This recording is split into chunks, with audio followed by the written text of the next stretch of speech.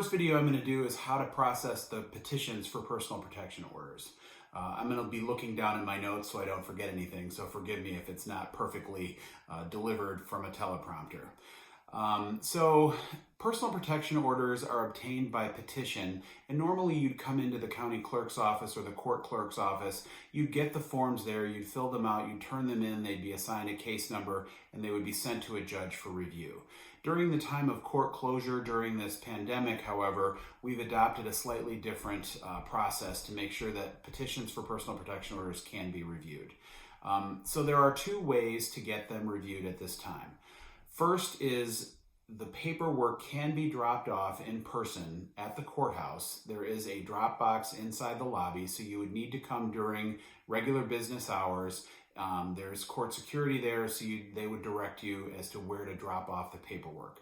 That paperwork will be processed, and a judge, typically it's me, but a judge would then review it, and then they would get the court services would get back to you.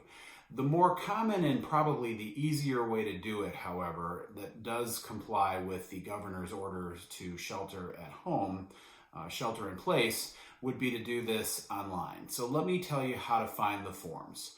First thing you're going to do is either Google Michigan Court Forms, and that's likely to get you to the site that has these forms, or you can go directly to the SCAO, Supreme Court Administrative Office's site, and that has the Michigan Court Forms on it as well.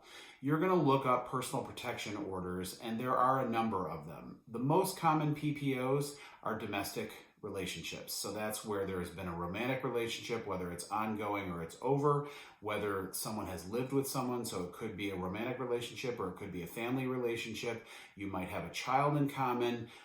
And so those are the most common PPOs that are filed, are the domestic. There are also non-domestic PPOs that are designed for coworkers or perhaps neighbors. Then there are actually several other types of PPOs that are very specific to a specific set of circumstances. So you need to find the petition and the order that suits your situation. Again, let me tell you, the most common that we see are the domestic or the non-domestic. The other specific ones are more rare, but you should look at them.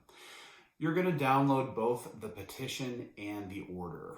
And I'm going to talk about those two documents separately. So first of all, let's talk about the petition. You need to fill out everything except the case number at the upper right-hand corner. You need to go through the checklist on the form, and there is a space available on the online form for you to fill out the reasons necessary for the personal protection order.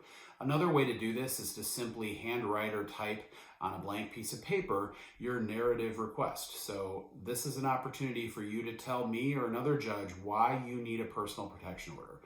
I am going to urge you to be as specific as possible. Give me dates, times, places if you can.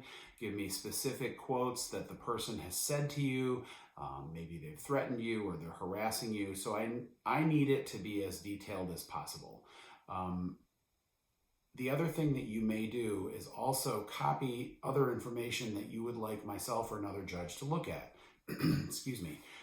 You can copy text messages. You can copy handwritten notes. You can copy emails.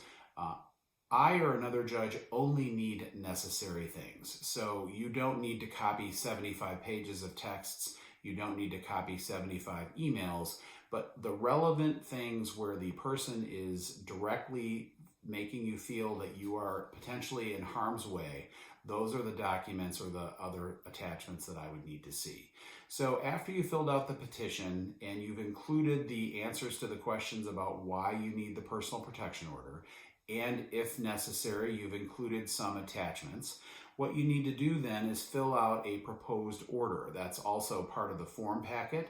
And so each of the personal protection orders has the actual order that you need to fill out. What you need to fill out is not the checkbox part at the bottom. You need to fill out the top portion, and most importantly, you need to fill out the identifying information for the respondent. I don't need you to tell me your height and weight, but I need you to tell me the respondent or the person against whom you're seeking the personal protection orders, height, weight, their race, their eye color, their hair color, and the most important information you can give me there is their birth date. If the PPO is granted it's sent to the Supreme Court. I'm sorry, not to the Supreme Court. It's sent to the state police, to their LEIN system, the LEAN system, and that's how an arresting officer would know that someone is under a personal protection order and needs to be arrested if they're violating. They can't do that without a date of birth, so I'm just going to let you know that we need that information. Once you have filled out the petition and the proposed order, you can then email it to an address in Washtenaw County. It's a listserv address that we're using only during this time of court closure. I'm going to give you the address a couple of different times and ways.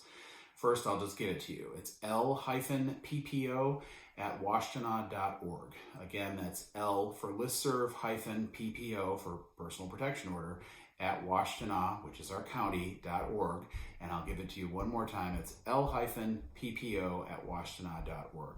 So if you email that packet that you've either scanned or you've maybe taken photos with your phone to that email address, then it will get into our court administration and it will get to myself or another judge to review it.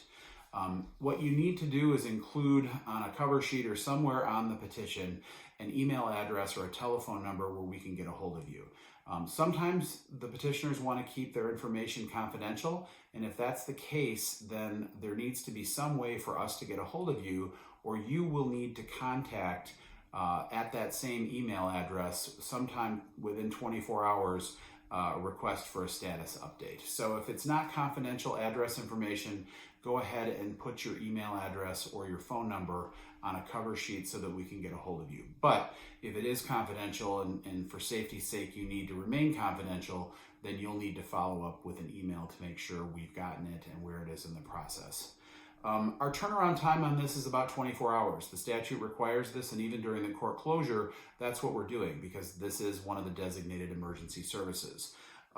If in fact the personal protection order is granted, then what you'll need to do is print out a copy of the order and the petition, and you need to take that to the Sheriff's Department, their civil process unit, and have the respondent served with a copy of the personal protection order and a copy of the petition. That's very important because they won't be arrested for violating the PPO until they have been served and they have noticed that it's in place. It is effective if it's granted upon the signature of the judge or myself or the other judge, but you need to know that a violation will not be subject to arrest because the respondent doesn't have knowledge or notice that it's in place.